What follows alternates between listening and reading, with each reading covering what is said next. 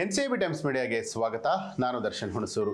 Big Boss trophy ಗೆಲ್ಲೋ ಹಂತದಲ್ಲಿ ಎಡವಿದ್ರ ಗಿಲ್ಲಿ, ಕೊನೆ ಕ್ಷಣದಲ್ಲಿ ಗೇಮ್ ಚೇಂಜರ್ ಆದ್ರ ಅಶ್ವಿನಿ ಗೌಡ. ಬಿಗ್ ಬಾಸ್ ಕನ್ನಡದ ಈ ಸೀಸನ್ ಈಗ ಕುತೂಹಲಕಾರಿ ಘಟ್ಟವನ್ನ ಬಂದು ತಲುಪಿದೆ. 100 ದಿನಗಳ ಸುದೀರ್ಘ ಪಯಣದಲ್ಲಿ ಅನೇಕ ಸ್ಪರ್ಧಿಗಳು ಬಂದರು ಹೋದರು. ಅತಿ ಹೆಚ್ಚು ಪ್ರೋಮೋಗಳಲ್ಲಿ ಕಾಣಿಸಿಕೊಳ್ಳುತ್ತಾ ಬಂದವರು ಗಿಲ್ಲಿ, ಅಶ್ವಿನಿ ಗೌಡ ಮತ್ತು ರಕ್ಷಿತಾ ಶೆಟ್ಟಿ. ಇದೀಗ ಫಿನಾಲೆ ಹತ್ರ ಆಗ್ತಾ ಇರುವಾಗ ಯಾರ ಕೈಗೆ ಕಪ್ ಸಿಗಬಹುದು ಅನ್ನುವಂಥ ಚರ್ಚೆ ಕೂಡ ಜೋರಾಗಿದೆ. ಈ ಸೀಸನ್ನ ಆಟದ ಚಿತ್ರಣ ಈಗ ಸಂಪೂರ್ಣವಾಗಿ ಬದಲಾಗಿದೆ. ಬಿಗ್ ಬಾಸ್ ಸೀಸನ್ 12ರಲ್ಲಿ ಇಬ್ಬರು ಪ್ರಮುಖ ಪಿಲ್ಲರ್ಗಳು ಅಂದ್ರೆ ಗಿಲ್ಲಿ ಮತ್ತು ಅಶ್ವಿನಿ ಗೌಡ ಅಂತ ಹೇಳಿ ನಿಸ್ಸಂಶಯವಾಗಿ ಹೇಳಬಹುದು. ಇವರಿಬ್ರು ಕೂಡ ಇಲ್ಲದ ಬಿಗ್ ಬಾಸ್ ನ ಊಹಿಸಿಕೊಳ್ಳೋದು ಕೂಡ ಕಷ್ಟನೇ. ಫಿನಾಲೆ ಹತ್ರ ಬರ್ತಿದ್ದ ಹಾಗೆ ಅಶ್ವಿನಿ ಗೌಡ ಗೇಮ್ ಚೇಂಜರ್ ಆದ್ರ ಅನ್ನುವಂಥ ಚರ್ಚೆಗಳು ಕೂಡ ನಡೀತಾ ಇದೆ. ಬಿಗ್ ಬಾಸ್ ನಲ್ಲಿ ಒಂದು ನಿರ್ಧಾರ, ಒಂದು ಟಾಸ್ಕ್ ಇಡೀ ಗೇಮ್ ನ ಚೇಂಜ್ ಮಾಡಬಹುದು ಅನ್ನೋದಕ್ಕೆ ಹಲವು ಉದಾಹರಣೆಗಳಿದೆ. ಈ ಸೀಸನ್ ನಲ್ಲಿ ಅಶ್ವಿನಿ ಅವರು ನೆಗೆಟಿವ್ ಆಗಿ ಕಾಣಿಸ್ಕೊಂಡ್ರು. ಅವರಿಲ್ಲದೆ ಬಿಗ್ ಬಾಸ್ ಇಲ್ಲ ಅಂತ ಹೇಳುವಂತ ವೀಕ್ಷಕರುಗಳು ಕೂಡ ತುಂಬಾ ಜನ ಇದ್ದಾರೆ. ಹಾಗಂತ ಗಿಲ್ಲಿ ಇಲ್ವಾ? ಇಲ್ಲ ಅಂತಲ್ಲ. ಇವರಿಬ್ರು ಕೂಡ ಈ ಸೀಸನ್ ನ ಹೈಲೈಟೆಡ್ ಸ್ಪರ್ಧಿಗಳು ಅನ್ನುವಂಥದ್ದು ನಿಸ್ಸಂಶಯ.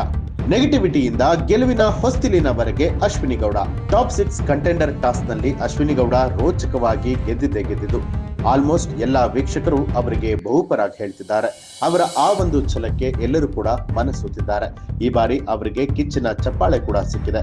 ಬಟ್ ಇದೊಂದು ಗೇಮ್ ನಿಂದಾಗಿ ಅಶ್ವಿನಿ ಗೌಡ ಗೇಮ್ ಚೇಂಜರ್ ಅಂತ ಹೇಳೋಕ್ಕಾಗತ್ತಾ? ಈ ಪ್ರಶ್ನೆಯನ್ನ ಹಲವಾರು ಜನರು ಕೇಳ್ತಾ ಇದ್ದಾರೆ.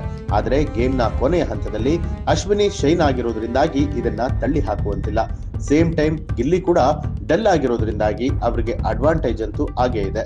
ಇಷ್ಟೇ ಅಲ್ಲದೆ ನಿನ್ನೆಯ ಎಪಿಸೋಡ್ ನಲ್ಲಿ ಅಶ್ವಿನಿ ಗೌಡ ಅವರಿಗೆ ಮನೆಯ ಎಲ್ಲಾ ಸ್ಪರ್ಧಿಗಳು ಕೂಡ ಉತ್ತಮವನ್ನ ನೀಡಿದ್ದಾರೆ. ಗಿಲ್ಲಿ ನಟ ಈ ಸೀಸನ್ ನ ಪ್ರಬಲ ಸ್ಪರ್ಧಿ ಅನ್ನುವಂಥದ್ದು ಸುಳ್ಳಲ್ಲ. ಅವರು ಕಿಚ್ಚ ಸುದೀಪ್ ಅವರ ಮುಂದೆ ತಾನು ಹನುಮಂತು ಮತ್ತು ಪ್ರಥಮ್ ಅವರ ಗೆಲುವಿನ ಪ್ರೇರಣೆ ಪಡೆದಿರೋದಾಗಿ ಹೇಳಿಕೊಂಡಿದ್ರು. ಆದರೆ ಬಿಗ್ ಬಾಸ್ ಇತಿಹಾಸದಲ್ಲಿ ಪ್ರತಿಯೊಂದು ಸೀಸನ್ ನ ಲಕ್ಷಣಗಳು ಬೇರೆನೆ ಇರುತ್ತೆ ಅನ್ನುವಂಥದ್ದು ಇನ್ನೂ ಕೂಡ ಗಿಲ್ಲಿಗೆ ಅರ್ಥ ಆದಂತೆ ಕಾಣ್ತಿಲ್ಲ. ಮೊದಲ ಸೀಸನ್ ನಲ್ಲಿ ಅಪ್ರತಿಮ ಪ್ರತಿಭಾವಂತ ಅರುಣ್ ಸಾಗರ್ ಅವರು ರನ್ನರ್ ಅಪ್ ಆಗಿ ಉಳಿಯೋದಕ್ಕೆ ಒಂದು ಲವ್ ಟ್ರ್ಯಾಕ್ ಕಾರಣ ಆಗಿತ್ತು. ಇಂದು ಗಿಲ್ಲಿ ಕೂಡ ಅದೇ ಹಾದಿಯಲ್ಲಿದ್ದಾರೆ. ಕಾವ್ಯ ಜೊತೆಗಿನ ಸ್ನೇಹ ಅಥವಾ ಪ್ರೀತಿಯನ್ನ ನಿಭಾಯಿಸೋದಕ್ಕೆ ಅವರಿಗೆ ಹೊರಗಡೆ ಸಾಕಷ್ಟು ಸಮಯ ಇತ್ತು. ಆದರೆ ಮನೆಯ ಒಳಗಡೆ ಹುಡುಗಿಯ ಬೆನ್ನು ಬೀಳುವಂಥದ್ದು, ತನ್ನ ವ್ಯಕ್ತಿತ್ವ ಆಟವನ್ನ ಬದಿಗೊತ್ತಿ ಅಂಗಲಾಚುವಂಥದ್ದು ಅವರ ಅಭಿಮಾನಿಗಳಿಗೂ ಕೂಡ ಪಕ್ವವಾಗಿಲ್ಲ. ಹಾಸ್ಯ ಮತ್ತು ಅಪಹಾಸ್ಯದ ನಡುವಿನ ಗೆರೆಯನ್ನ ಅರಿತು ಆಡದೆ ಇದ್ರೆ ಅನಾಹುತ ತಪ್ಪಿದ್ದಲ್ಲ.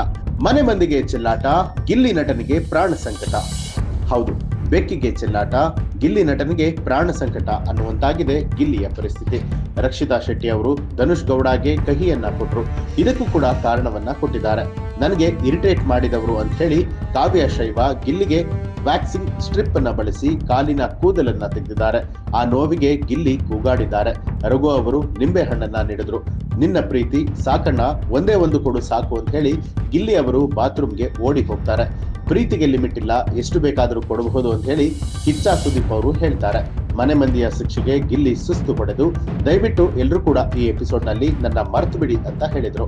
ಇನ್ನು ಅಶ್ವಿನಿ ಗೌಡ ಅವರು ಕೂಡ ಗಿಲ್ಲಿಗೆ ಶಿಕ್ಷೆಯನ್ನ ನೀಡೋದಕ್ಕೆ ಮುಂದಾಗ್ತಾರೆ. ನೀರು ಕುಡಿಯೋದಕ್ಕೆ ಬಿಟ್ಟಿಲ್ಲ, ಎಲ್ಲರೂ ನನಗೆ ಶಿಕ್ಷೆಯನ್ನ ಕೊಡ್ತಿದ್ದಾರೆ ಅಂತ ಹೇಳಿ ಗಿಲ್ಲಿ ಸುಸ್ತಾದ್ರೆ ಕಿಚ್ಚ ಸುದೀಪ್ ಅವರು ಸಿಕ್ಕಾಪಟ್ಟೆ ಎಂಜಾಯ್ ಮಾಡ್ತಾ ನಗ್ತಾ ಇದ್ರು. ಗಿಲ್ಲಿ ನಟ ಜೊತೆಗಿನ ಸ್ನೇಹಕ್ಕೆ ಫುಲ್ ಸ್ಟಾಪ್ ಬಿತ್ತ. ಕಿಚ್ಚನ ಮುಂದೆ ಕಾವ್ಯ ಶೈವ ಪಶ್ಚಾತ್ತಾಪದ ಮಾತುಗಳು.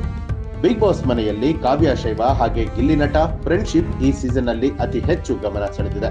ಆದ್ರೆ ಇತ್ತೀಚೆಗೆ ಕಾವ್ಯಗೆ ಇದು ಇಷ್ಟ ಆಗ್ತಿರ್ಲಿಲ್ಲ ಅನ್ನುವಂಥದ್ದನ್ನ ಹೇಳ್ತಾರೆ ಕೂಡ ಗಿಲ್ಲಿ ಅವರು. ಅವರನ್ನ ರೇಗಿಸೋದನ್ನ ಕೂಡ ಬಿಟ್ಟಿರ್ಲಿಲ್ಲ. ಆದ್ರೆ ಇದಕ್ಕೆ ಇವಾಗ ಫುಲ್ ಸ್ಟಾಪ್ ಬೀಳುವ ಸಮಯ ಬಂದಿದೆ. ಇತ್ತೀಚೆಗೆ ಗಿಲ್ಲಿ ಜೊತೆಯಲ್ಲಿ ಕಾವ್ಯ ಸರಿಯಾಗಿ ಮಾತು ಕೂಡ ಆಡ್ತಾ ಇಲ್ಲ. ಗಿಲ್ಲಿ ಏನೇ ಮಾಡಿದ್ರು ಕಾವ್ಯಗೆ ಇಷ್ಟ ಆಗ್ತಿಲ್ಲ. ಹೀಗಾಗಿ ಇಬ್ಬರು ಕೂಡ ಸ್ವಲ್ಪ ಡಿಸ್ಟೆನ್ಸ್ ಮೇಂಟೈನ್ ಮಾಡ್ತಿದ್ದಾರೆ.